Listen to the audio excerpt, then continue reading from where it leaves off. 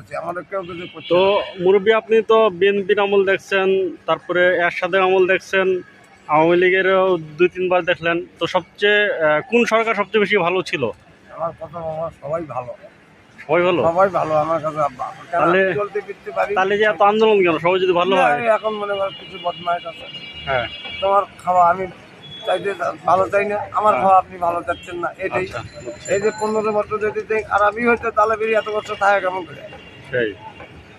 যদি খারাপই হতো এত বছর চালাচ্ছে কেন দেশটা? হ্যাঁ।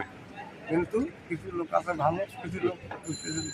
হুম। কিন্তু এই পরিণতিতেই আজকে এই যে লোকজনগুলো ক্ষতি হচ্ছে, অমুক হচ্ছে তমুক হচ্ছে, এই জিনিসগুলো ক্ষতি করলো, এটা কি আমাদের বাংলাদেশ বানাতে পারে? না। আমার বাংলাদেশ যেটা বানায় এটা তো কেনা জিনিস, আমাদের কেনা না। হ্যাঁ, তো এটা কেন ক্ষতি হবে? সেই।